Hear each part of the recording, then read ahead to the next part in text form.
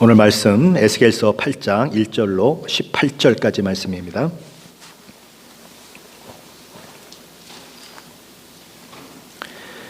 구약성경 1159페이지 에스겔서 8장 1절로 끝절까지 말씀입니다.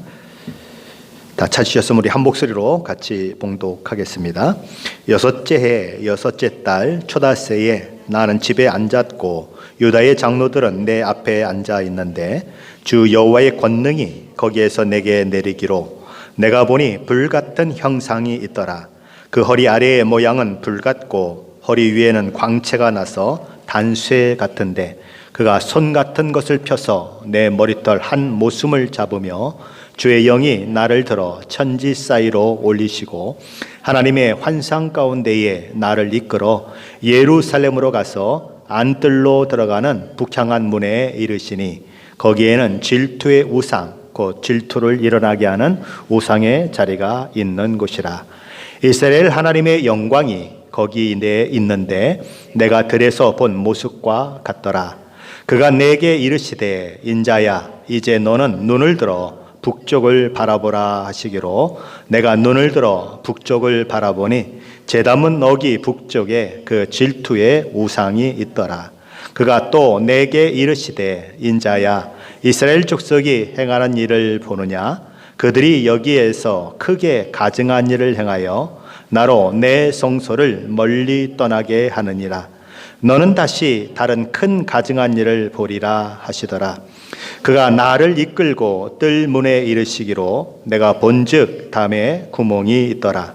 그가 내게 이르시되 인자야 너는 이 담을 헐라 하시기로 내가 그 담을 허니 한 문이 있더라.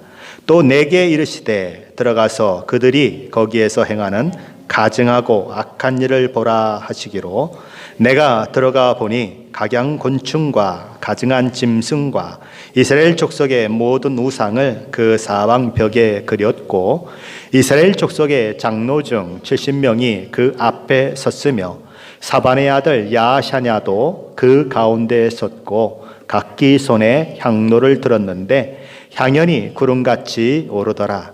또 내게 이르시되 인자야 이스라엘 족속의 장로들이 각각 그 우상에 방한 어두운 가운데에서 행하는 것을 내가 보았느냐? 그들이 이르시기를 여호와께서 우리를 보지 아니하시며 여호와께서 이 땅을 버리셨다 하느니라. 또 내게 이르시되 너는 다시 그들이 행하는 바 다른 큰 가증한 일을 보리라 하시더라. 그가 또 나를 데리고 여호와의 전으로 들어가는 북문에 이르시기로 보니 거기에 여인들이 앉아 단무술을 위하여 애곡하더라.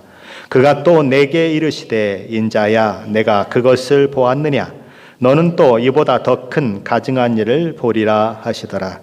그가 또 나를 데리고 여호와의 성전 안뜰에 들어가시니라. 보라 여호와의 성전문 곧 현관과 제단 사이에서 약 25명이 여호와의 성전을 등지고 낯을 동쪽으로 향하여 동쪽 태양에게 예배하더라.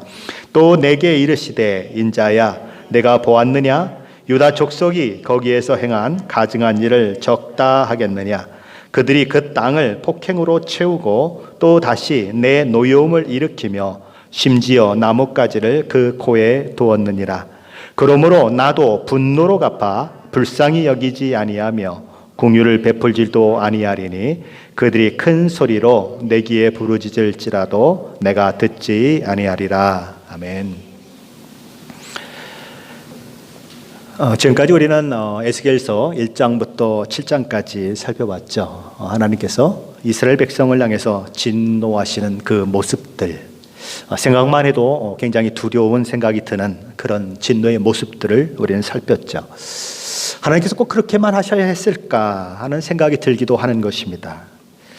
오늘 본문은 그런 생각을 가지고 있는 사람들을 향하여 원인이 있다, 이유가 있다라고 말씀하시는 것입니다.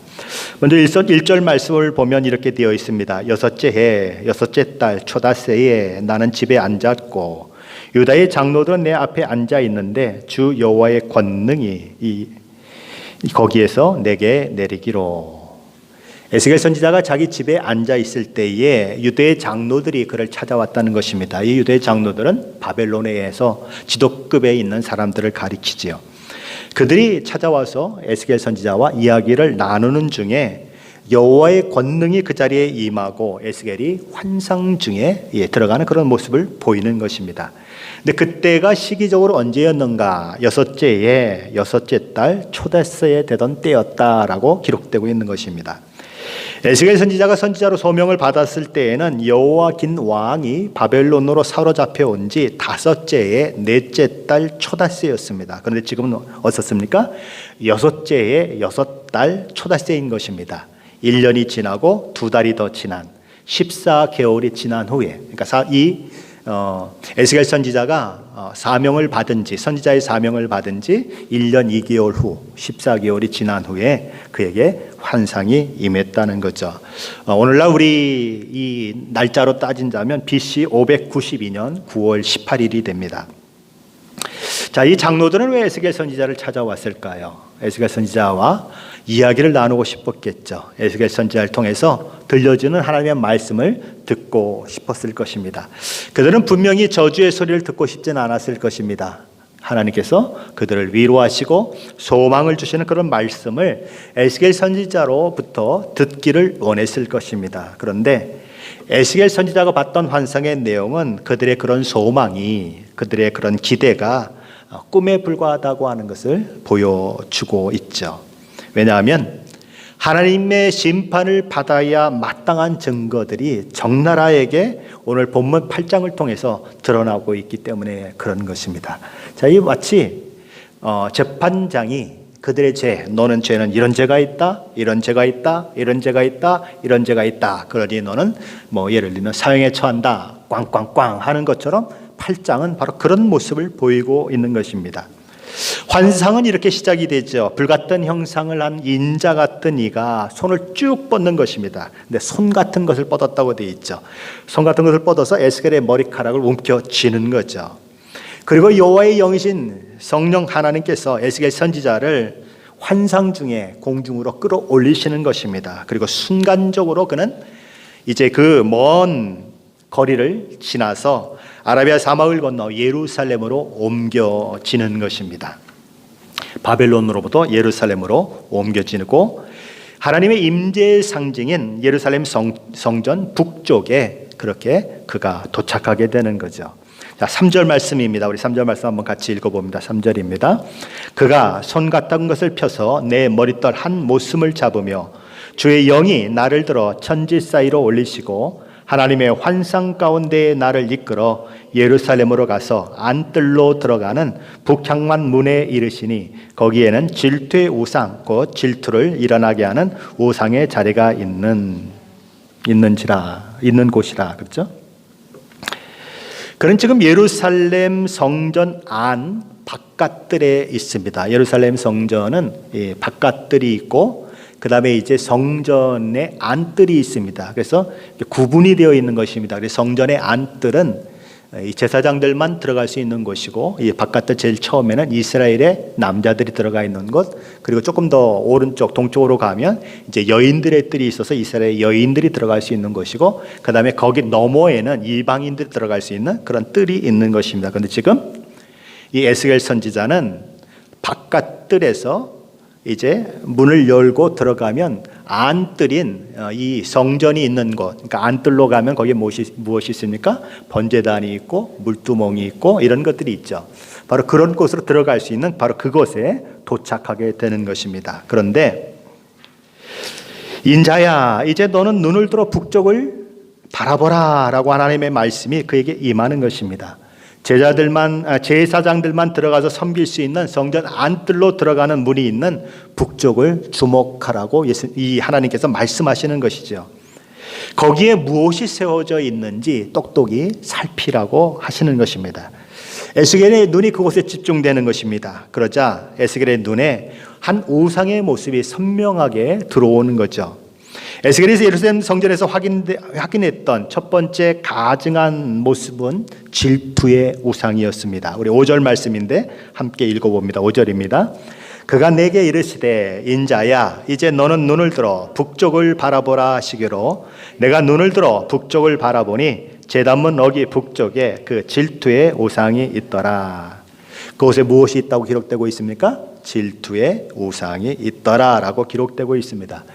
여기 질투의 우상이라고 하는 이 표현이 나오고 있는 것은 하나님만을 경배해야 할 성전 바깥들에 이스라엘 백성들이 우상을 세워놓음으로써 하나님의 질투를 불러일으켰다는 의미로 질투의 우상이라고 이 우상이 불려지는 것입니다. 그럼 이 우상은 도대체 어떤 우상이었을까요?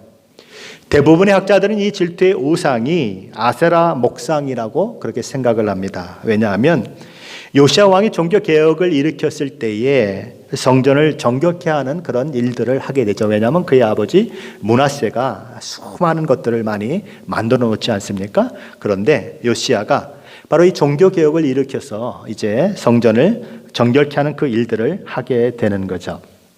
열왕기하 23장 6절에 보면 또 여호와의 성전에서 아세라상을 내다가 예루살렘 바깥 기드론 시내로 가져다가 거기에서 불사르고 빻아서 가루를 만들어 그것들의 가루를 평민의 모지에 뿌리고라고 하는 말이 있습니다. 여기 보면 여호와의 성전에서 아세라상을 내다가라고 하는 표현이 있는 것입니다. 무슨 말입니까? 여호와의 성전에 아세라 목상이 있었다는 거죠. 여호와 하나님의 성전에 있었다는 것입니다. 지금 에스겔 선지자는 성전 바깥들에서 성전 안뜰로 들어가는 북쪽으로 향한 문이 있는 곳에서 무엇을 발견하는 것입니까? 아세라 목상을 발견하고 있는 것입니다. 그러니 어찌 하나님이 진노하지 않을 수 있느냐, 그것이죠. 이스라엘 백성들은 하나님과 남편과 아내와 같은 관계로 맺어진 그런 언약의 백성들인 것입니다. 익스클루시브라고 그러죠. 배타적인, 독점적인 그런 관계가 사실 부부 사이인 것입니다. 남편과 아내의 관계에 있어서 가장 중요한 것이 무엇일까요? 가장 중요한 것은 서로를 향해서 순결을 지키는 것입니다. 예수님께서 이혼에 대한 가르침을 하시면서 부부에게 있어서 이혼이 가능한 경우는 딱 한 가지입니다. 간음한 경우예요. 그것만큼 예수님이 그렇게 말씀하신 것처럼 간음은 용납이 되지 않는 부부관계 속의 죄인 것입니다. 아내는 남편이 간음을 저지르면 무섭게 분노할 것이고 같이 살 의욕을 잃어버릴 것입니다. 물론 반대의 경우도 마찬가지죠. 아내가 남편을 지극히 사랑하고 남편이 아내를 지극히 사랑하는 경우에 상대방이 간음을 저지르게 되면 그 충격은 이루 말할 수가 없는 것입니다. 그 배신감 때문에 치를 떨게 되고 그동안 보였던 지극한 사랑이 뭘로 바뀝니까? 온유월에 서리빨이 내리는 그 한으로 바뀌는 거죠. 그것이 지금 영적 간음을 행하는 이스라엘 백성들을 바라보는 하나님의 마음인 것입니다. 하나님이 그렇게 사랑하셨기 때문에 질투하실 수밖에 없는 그런 일들이 일어나는 것입니다. 그래서 이 성전 문 북쪽 바깥들에 세워진 아세라 목상을 가리켜서 이 질투의 우상이다. 하나님께서 질투하시는 우상이다라고 이름하고 있는 것입니다. 하나님은 어떤 하나님이시라고요? 질투하신 하나님이시다. 하나님은 저와 여러분을 향하여 질투하실 만합니다. 왜냐하면 저와 여러분을 위해서 독생자 하나밖에 없는 아들 예수 그리스도를 십자가에 못 박기까지 사랑하신 분이기 때문이다. 정말 사랑하면 질투하게 되어 있어요. 질투하지 않으면 사랑이 아닙니다. 그렇죠? 내 남편이 내 아내가 다른 여자를 사랑하고 다른 남자를 사랑하는데 질투가 안 일어난다면 그건 부부가 아니에요. 잘못된 부부인 것입니다. 그렇죠? 질투가 나야 정상인 거죠. 하나님 우리에게 질투하시는 것입니다. 하나님보다 더 사랑하는 것을 용납하지 않는 것이에요. 왜요? 하나님도 그렇게 우리를 사랑하시거든요. 우리 한 사람, 저와 여러분 중에 한 명만 지구에 남아있다면 하나님은 그 영혼을 위해서 뭘 하셨을까요? 여러분 자신의 손에 얹고 한번 생각해 보시죠. 만약에 지구에 나 혼자만 살아있다면 하나님께서 예수님을 이 땅에 보내셨을까 한번 물어보세요. 하나님 어떻게 하셨을까요? 하나님은 저와 여러분이 한 명밖에 없다고 해도 저와 여러분을 구원하기 위해서 예수 그리스도를 보내실 분이에요. 그토록 저와 여러분을 사랑하신다는 거예요. 그러니 하나님 질투하시는 건 당연한 거죠.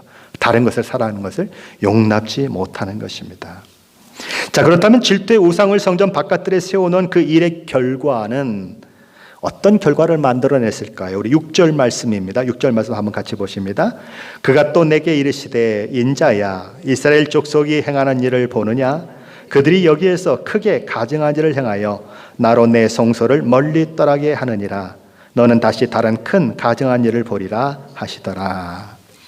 이스라엘 백성들이 우상을 섬기고 이방신을 섬기는 가증한 행동이 결국 하나님께서 성전을 멀리 떠나시도록 만든다는 거죠.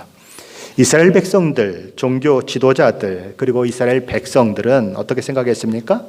왕과 높은 지위에 있는 사람들은 어떻게 생각했습니까? 예루살렘은 결코 망할 수 없다고 생각했습니다. 왜냐하면 예루살렘 성전이 그 예루살렘에 있고 그 예루살렘 성전에는 하나님이 임재하고 계시다고 그들이 생각했기 때문입니다. 한번 생각해 보세요. 하나님이 임재하시고 계십니다. 온 천하 만국을 다 다스리는 분이시요 모든 것을 말씀 한마디로 창조하신 그 하나님께서 임재하고 계십니다. 그러면 거길 누가 건드리겠습니까? 아무도 건드릴 수가 없죠. 맞는 거예요. 그렇죠? 그런데 문제는 뭡니까?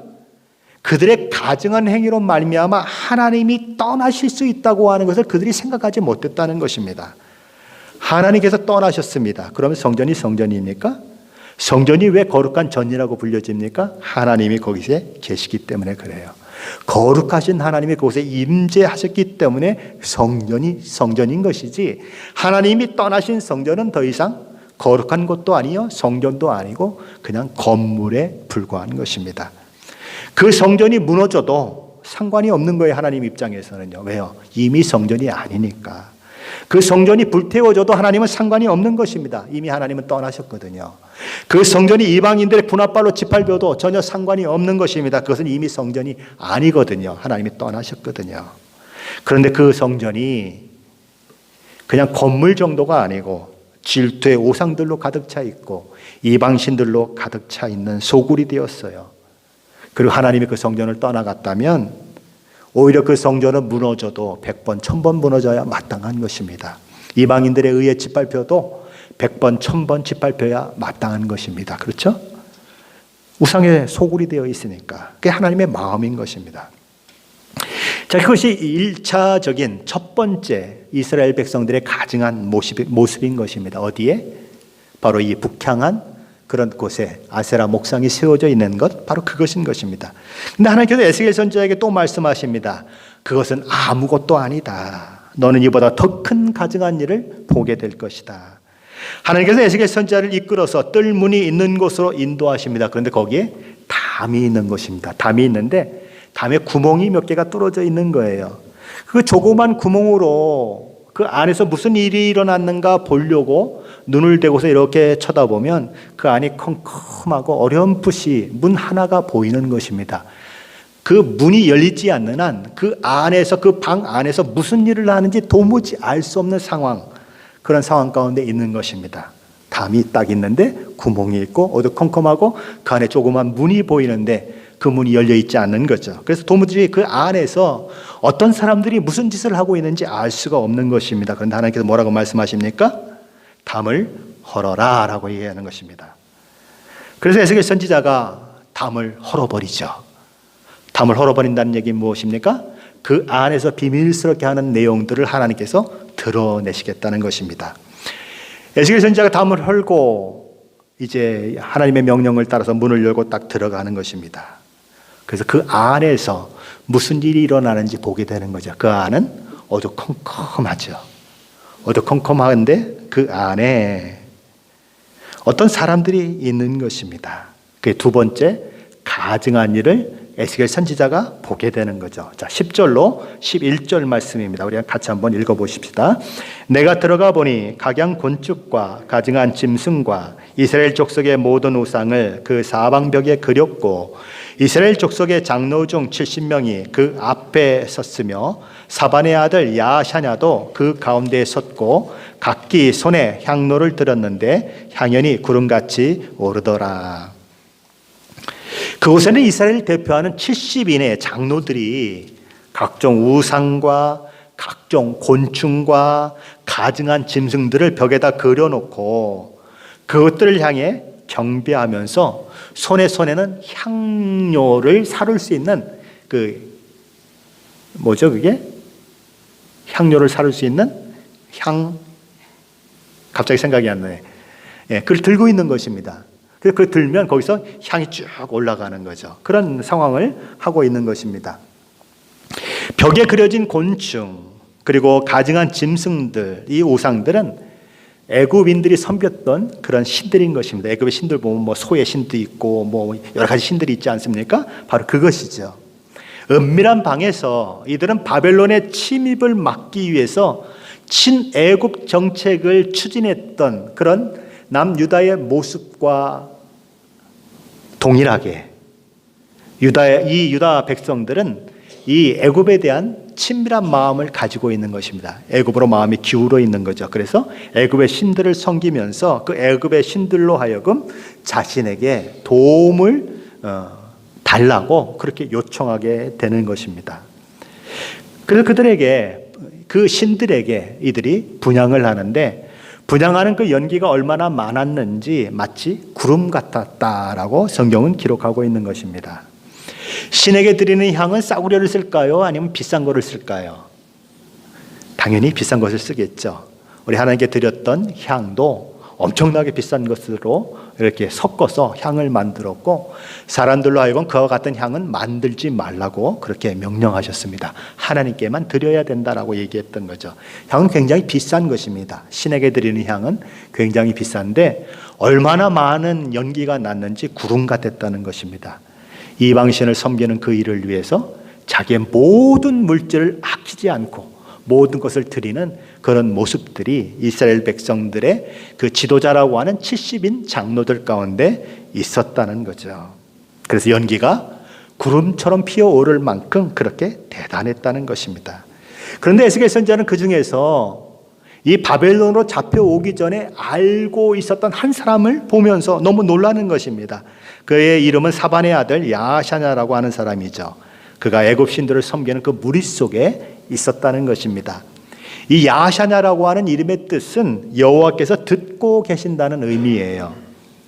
여호와께서 듣고 계신다, 이름의 뜻인데 그가 지금 애굽의 신들을 섬기고 있다는 거죠. 쉽게 말하면 이름값 못하고 있다는 것입니다. 이름은 분명히 여호와께서 듣고 계신다고 하는데, 여호와께서 듣고 계시면 여호와께 기도해야죠. 그렇죠? 그런데 그는 애굽 신들에게 기도하고 있는 것입니다. 자기 이름과 전혀 어울리지 않는, 자기 이름과는 정반대의 일을 하고 있는 것입니다. 장로들은 은밀한 방에서 애굽의 각종 신들을 벽에 그려놓고 은밀하게 숭배하고 있습니다. 하나님께서 알지 못하실 것이라고 생각하고 그렇게 하고 있는 거죠. 하지만 아이러니하게도 그들이 숭배하고 있는 애굽의 신들이 자신들이 정성을 들여서 모든 물질을 투자해서 그렇게 많은 향으로 올려드리고 숭배하는 것을 보고 있다고 생각하는 것입니다. 자신들의 그 지금 위급한 사정을 애굽의 신들이 알아줄 것이라고 생각하고 있습니다. 그리고 그 신들이 도와줄 것이라고 생각하고 있는 거죠. 누구는 보지 못하는데요, 하나님은 보지 못하시는데 이 이방 신들은 볼 것이다라고 생각하고 있다는 것입니다.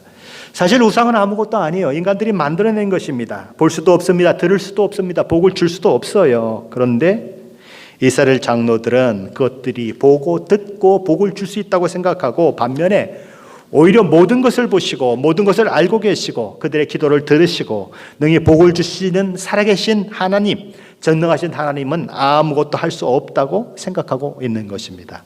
우리 12절 말씀 한번 같이 읽어봅니다. 12절입니다.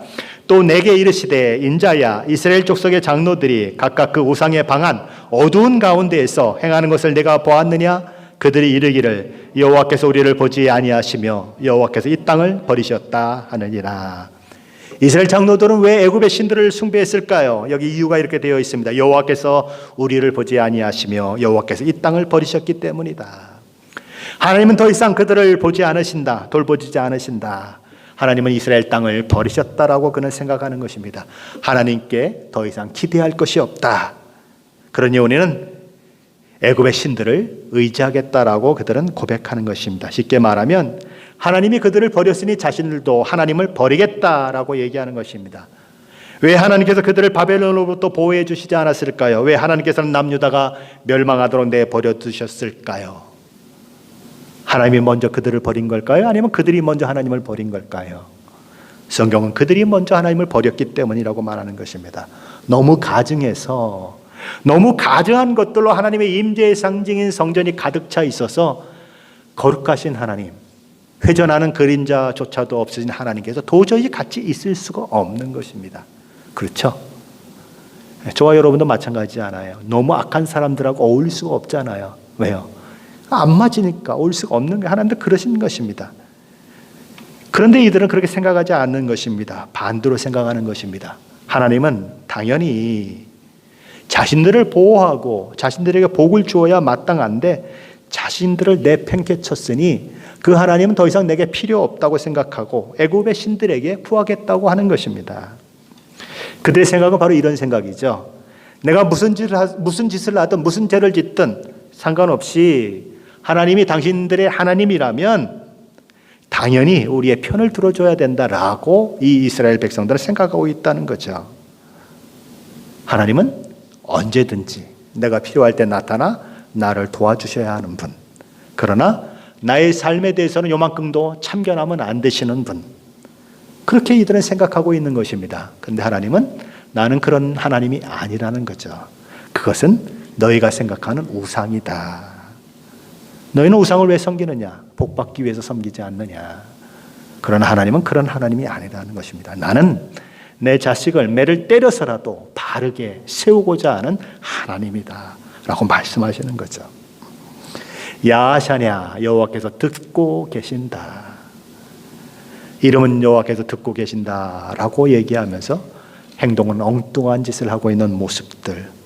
어찌 보면 우리 교회 안에도 그런 일들이 있을 수 있습니다. 하나님께서 듣고 계신다. 하나님께서 보고 계신다.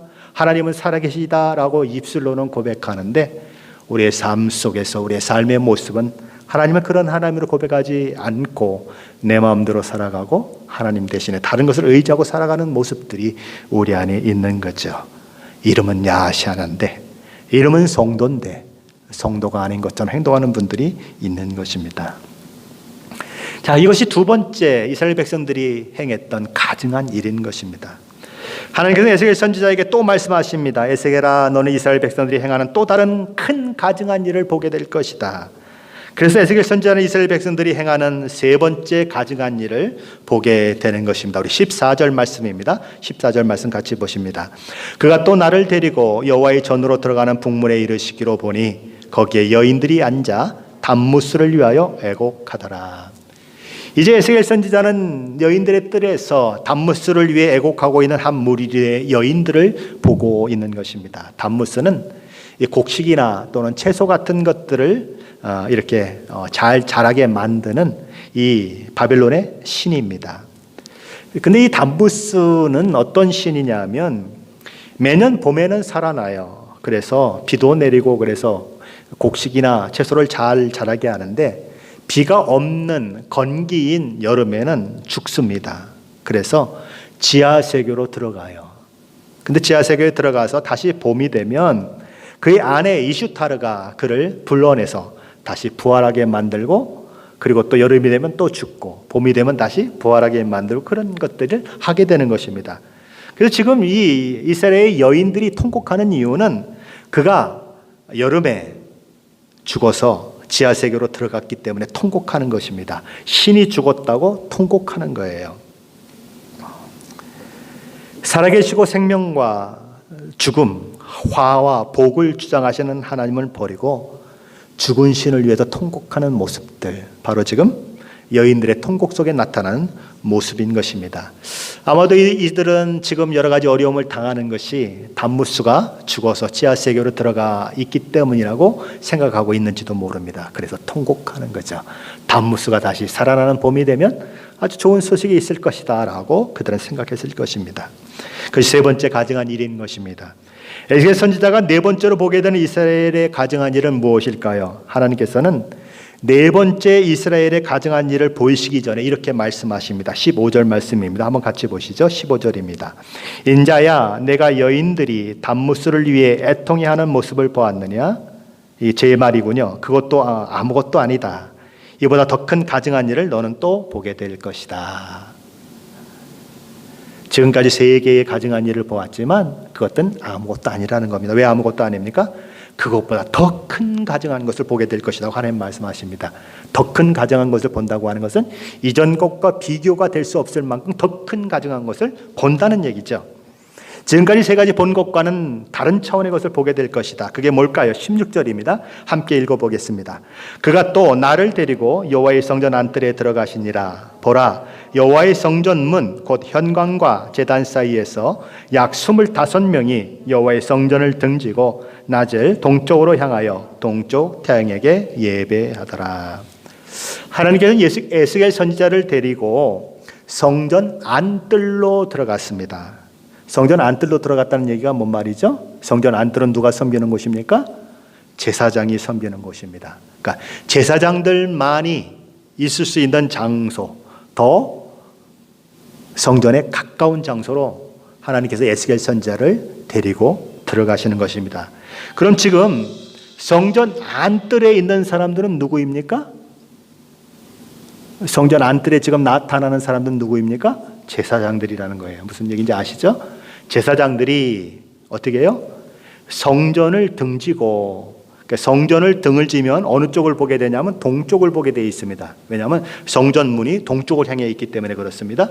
그러니까 얼굴을 동쪽으로 향하고 태양이 떠오르는 동쪽으로 향하고 태양을 향해서 절을 하는 사람들이 약 25명이 있었다. 그런데 그것이 성전 안뜰에서 있었다는 것입니다. 누가 했다는 얘기입니까? 제사장들이, 여호와 하나님을 섬겨야 할 제사장들이 하나님을 등지고, 성전을 등졌다고 하는 것은 하나님을 등진 것을 말하죠. 하나님을 등지고 태양신을 섬기고 있었다. 그런 얘기인 것입니다. 태양신을 섬기는 이 모습들은 고대의 사회에서 아주 흔하게 일어났습니다. 특별히 이집트는 라라고 하는 그런 태양신을 섬기죠. 이스라엘 백성들도 태양신을 섬기는 그런 모습들이 나오죠. 므낫세가 성전에다가 해와 달과 별들을 섬기는 그런 것들을 만들어 놓죠. 그리고 태양신의 말, 태양신의 수레, 이런 것들을 만들어 놨죠. 근데 요시야 왕이 그것들을 막 다 태워버리고 없애버리고 하는 그런 일들을 하지 않습니까? 바로 이스라엘 백성들 가운데도 태양신을 섬기는 그 일들은 자연스럽게 그렇게 되어지는 일들이죠. 그런데 태양신을 향해서 낯을 향하고 숭배한 자들이 누구였는가? 바로 제사장들이었다는 것입니다. 열왕기하 23장 12절에 보면 바로 이 므낫세가 했던 이야기들이 기록되고 있죠.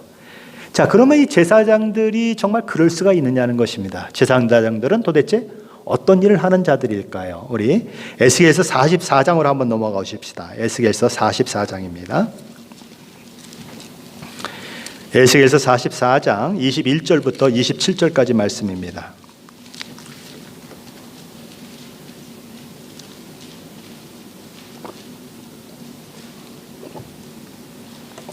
구약성경 1223페이지입니다. 에스겔서 44장 21절부터 27절까지의 말씀 우리 한번 같이 봉독하겠습니다. 아무 제사장이든지 안뜰에 들어갈 때에는 포도주를 마시지 말 것이며 과부나 이혼한 여인에게 장가들지 말고 오직 이스라엘 족속의 처녀나 혹시 제사장의 과부에게 장가들 것이며 내 백성에게 거룩한 것과 속된 것의 구별을 가르치며 부정한 것과 정한 것을 분별하게 할 것이며 송사하는 일을 재판하되 내 규례대로 재판할 것이며 내 모든 정한 절기에는 내 법도와 율례를 지킬 것이며 또 내 안식일을 거룩하게 하며 시체를 가까이 하여 스스로 더럽히지 못할 것이로되 부모나 자녀나 형제나 시집까지 아니한 자매를 위하여는 더럽힐 수 있으며 이런 자는 스스로 정결하게 한 후에 7일을 더 지낼 것이요 성소에서 수정 들기 위해 안뜰과 성소에 들어갈 때에는 속죄제를 드릴지니라. 주 여호와의 말씀이니라. 이것이 제사장의 역할인 것입니다. 그런데 그런 그들이 하나님의 말씀을 가르치고 하나님의 말씀을 따라서 제물을 드리고 이스라엘 백성들의 죄를 사함받는 그 일들을 하고 이스라엘 백성들을 하나님의 말씀을 따라서 재판하고 시집은 아니죠. 장가가는 것도 함부로 갈 수 없고 거룩하게 구별된 사람들하고만 결혼하도록 그렇게 하나님의 명령을 받고 있는 제사장들이 여호와 하나님을 등지고 태양신을 섬기고 있다는 거죠. 그러니 이거보다 더 큰 가증한 일이 어디 있겠습니까? 하나님께서 더 큰 가증한 일을 벌이라 라고 말씀하신 이유인 것입니다. 아마도 에스겔 선지자도 굉장히 놀랬던 것 같아요. 왜냐하면 앞에서 이스라엘 장로들의 숫자를 이야기할 때는 70명이라고 정확하게 얘기하는데 여기 겨우 25명 정도밖에 안 되는데도 그는 무슨 소리를 하고 있죠? 25명이다 라고 얘기하지 않고 약 25명이다 라고 얘기해요. 굉장히 중요한 겁니다. 에스겔 선지자도 너무 충격이 컸던 거예요. 너무 놀래서 25명밖에 되지 않는데도 제대로 세지 못해서 약 25명이다 라고 얘기하고 있다는 거죠. 에스겔서 8장에서 언급되고 있는 네 가지 가증한 일은 이스라엘 백성들의 영적 타락이 얼마나 심각한지를 잘 보여주고 있습니다. 북쪽문에는 아세라상이 버젓이 세워져 있어요. 비밀스러운 방에서는, 어두운 방에서는 이스라엘을 대표하는 70명이 애굽의 신들을 숭배하고 있습니다. 성전 북쪽 여인의 뜰에서는 한 무리의 여인들이 바벨론의 신, 죽었다고 하는 신, 봄에는 다시 부활하는 신 담무스를 위해서 애곡하고 있습니다. 그리고 성전 안뜰인 제사장들이 섬기는 그곳에서는 하나님만을 섬겨야 할 제사장들이 하나님을 등지고 성전을 등지고 낯을 동쪽으로 향하여 태양신을 섬기는 모습을 보고 있습니다. 성전 바깥으로부터 점점 안으로 들어가는 동안 한 명도 하나님을 섬기는 사람을 발견하지 못했다는 거죠. 하나님을 따르고 하나님께 순종하는 자는 그 성전 안에 아무도 없었다는 것입니다. 이렇게 하나님 앞에 가증한 일들을 행했던 이스라엘 백성들은 하나님께만 죄를 짓는 것이 아니라 하나님 앞에 아나무인처럼 행하는 그 모습은 인간 앞에도 아나무인처럼 행하는 그런 모습을 보이게 되는 것입니다. 그래서 17절 말씀에 보면 이스라엘 백성들이 그들의 땅을 폭행으로 채웠다고 하는 말씀이 등장하고 있는 것이죠. 17절 말씀 같이 보십니다. 또 내게 이르시되 인자야 내가 보았느냐 유다 족속이 여기에서 행한 가증한 일을 적다 하겠느냐 그들이 그 땅을 폭행으로 채우고 또다시 내 노여움을 일으키며 심지어 나뭇가지를 그 코에 두었느니라. 하나님께서는 가증히 여기는 그 일들을 행했던 그 사람들이 하나님의 노여움을 일으켰을 뿐만 아니라 하나님의 형상으로 지음받은 인간들에게 폭행을 행함으로써 하나님을 또 한 번 진노했다라고 말씀하시는 것입니다. 그것도 부족해서 심지어 이스라엘 백성들은 그 코에 나뭇가지를 두었다라고 하나님은 말씀하십니다. 나뭇가지를 두었다고 하는 것은 무엇일까요? 이 두 가지 의견으로 나누어집니다. 하나는 그것이 이방인을 섬기는 그런 행위였다라고 보는 견해가 있고 또 하나는 상대방을 무시하는 상대방에게 모욕감을 주는 행동이었다라고 보는 그런 견해가 있습니다. 그런데 앞에서 이미 우상에 대한 얘기를 하나님께서 다 하셨기 때문에 우상에 대한 얘기는 아닌 것으로 생각이 되고 결국 하나님을 모욕하는 그런 행위를 이들이 했다고 그렇게 생각할 수 있는 것입니다. 그랬대 하나님이 이렇게 말씀하시는 것입니다. 내가 너희에게 분노로 갚겠다. 너희를 불쌍히 여기거나 궁일이 여기지 않을 것이다. 그때 너희가 내가 아무리 울부짖어도 큰 소리로 소리쳐도 내가 듣지 않겠다라고 선언하는 거죠. 예루살렘 성전은 이스라엘 백성들에게 있어서 하나님의 임재의 장소이고 이스라엘 백성들의 신앙과 삶의 중심지인 것입니다. 그런데 그 성전이 우상 숭배로 가득 차 있었다는 거죠. 그것이 이스라엘 백성들이 멸망하게 되는 원인인 것입니다. 마치 거룩해야 할 교회 안에 세상보다도 더 못한 모습들이 가득 찬 모습. 교회가 점점 그렇게 가고 있습니다. 아주 욕심꾸러기들이 교회 안에 있어요. 음란한 자들이 교회 안에 있습니다. 우리 교회가 있다는 것이 아니고 점점 교회들이 그렇게 가고 있어요. 교회 안에서도 음란한 일들이 얼마나 많이 일어나는지 몰라요. 자, 그렇다면 이렇게 이스라엘 백성들이 하나님의 성전에서 가증한 일 4가지를 행하고 백성들에게 폭행을 행하는 그런 일들을 한 그것이 우리와 무슨 상관이 있냐고 우리는 물을 수 있을 것입니다. 그런데 우리하고 상관이 있어요. 고린도전서 3장 16절 말씀은 우리가 하나님의 성전이요 우리 안에 하나님의 성령께서 임재하고 계시다고 선언합니다. 너희는 너희가 하나님의 성전인 것과 하나님의 성령이 너희 안에 계시는 것을 알지 못하느냐. 우리가 하나님의 성전이고 우리 안에 성령 하나님께서 임재해 계시다고 하는 것을 알아야 한다고 말하는 것입니다. 알지 못하면 어떤 일들이 일어날까요?